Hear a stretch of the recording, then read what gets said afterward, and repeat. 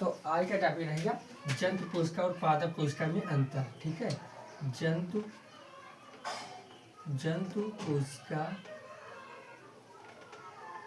कोशिका तथा पादप कोशिका में अंतर। ठीक है,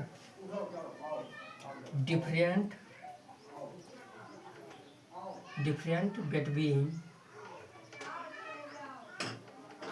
to animal and plant cell. इधर रहेगा सीरियल नंबर, एसएन क्रम संख्या जिसे बोलते हैं, क्रम संख्या। और दूसरा रहता है लक्षण जिसे कैरेक्टर बोलते हैं। फिर तीसरा रहेगा इधर जंतु कोशिका,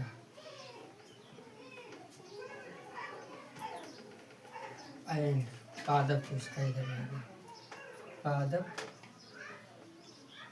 कोशिका। ठीक है, इसे कहते हैं एनिमल सेल।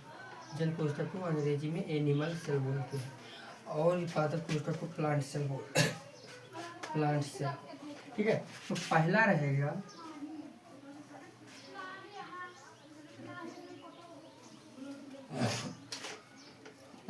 लक्षण क्या होता है कि इसमें कोशिका भित्ति। पहला क्या है, कोशिका भित्ति। ठीक है, सेल वॉल। ये क्या होता है, ये जंतु कोशिका में अनुपस्थित रहता है। क्या रहता है, अनुपस्थित रहता है। जबकि यही पादप कोशिका में क्या रहता है, उपस्थित रहता है, उपस्थित रहता है। फिर दूसरा हो गया रिक्तिका। रिक्तिका जो होता है वाइकुल्स। वाइकुल्स क्या होते हैं,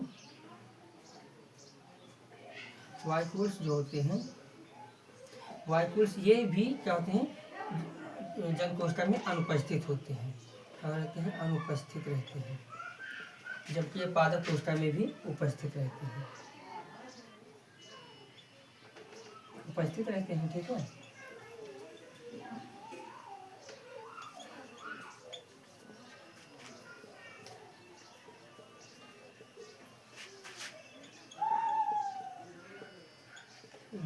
फिर तीसरा क्या होता है, इसमें वो होता है, क्या होता है, हरित लवक होता है।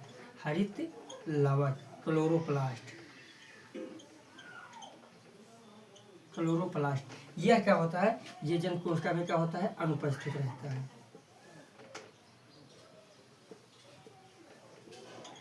अनुपस्थित रहते हैं। जबकि पादप कोशिका में क्या रहते हैं, उपस्थित रहते हैं, उपस्थित रहते हैं। फिर चौथा है लाइसोसोम। क्या है, लाइसोसोम।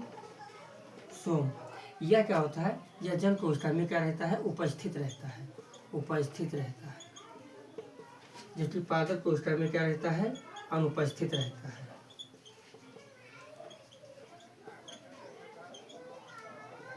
रहता है। फिर पांचवा क्या है, केंद्रक। केंद्रक की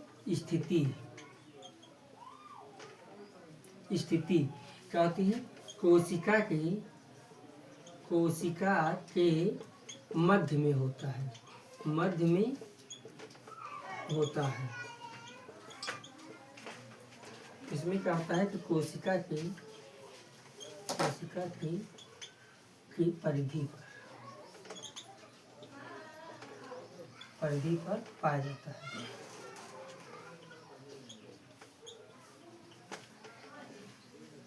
देखो अब क्या होता है, इसमें जंतु कोशिका में कोशिका भित्ति जो है वो अनुपस्थित रहते हैं, जिसकी पादप कोशिका में उपस्थित रहते हैं।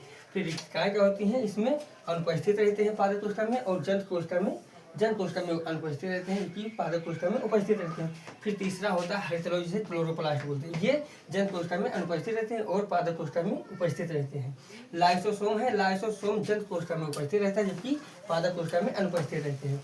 केंद्रक क्या होगी, केंद्रक जो होते हैं कोशिका के मध्य में पाए जाते हैं, और जो इसमें होते हैं, इसमें कोशिका के परिधि बोले तो किनारे पर पाए जाते हैं। जैसे कि मान लो ये होगा जंतु कोशिका, क्या होगा, जन कोष्ठा में जो केंद्रक होगा ये इसके बीचों बीच यानी मध्य पर पाया जाएगा।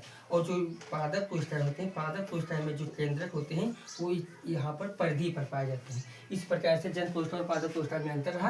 तो ये 5 है जो कि क्रम संख्या, सीरियल नंबर और इसके बाद में लक्षण कैरेक्टर इसका दिया गया। फिर जन कोष्ठा एनिमल सेल, फिर पादप कोष्ठा प्लांट सेल। जैसे पहला क्या होता है कोष्ठा भित्ति, जो कि जन कोष्ठा में अनुपस्थित रहते हैं, पादप कोष्ठा में उपस्थित रहते हैं। दूसरा है रिक्तिकाएं जो होती हैं जन कोष्ठा में अनुपस्थित रहते हैं तथा पादप कोष्ठा में उपस्थित रहते हैं। तीसरा है तेलोद जो कि जन कोष्ठा में अनुपस्थित रहते हैं और पादप कोष्ठा में उपस्थित रहते हैं। चौथा है लाइसोसोम जो कि जन कोष्ठा में उपस्थित रहते हैं तथा पादप कोष्ठा में अनुपस्थित रहते हैं। फिर पांचवा है केंद्रक की स्थिति। केंद्रक मतलब कोष्ठा में कैसे पाया जाता है, तो जो जंत कोष्ठा होती है उसमें जो केंद्रक होता है कोष्ठा के मध्य यानी बीचों बीच पर पाए जाते हैं। और जो पादप कोष्ठा में केंद्रक होते हैं कोष्ठा के परिधि बोले तो किनारों पर पाए जाते हैं। इस प्रकार से जन कोष्ठा और पादप कोष्ठा में अंतर, difference between two animal and plant cell. I hope you are understanding to my voice completely and clearly. ठीक है, हमें आशा है कि आप ये जो है जिसको हम बताएं उसको आप सही ढंग से स्पष्ट रूप से समझ चुके होंगे।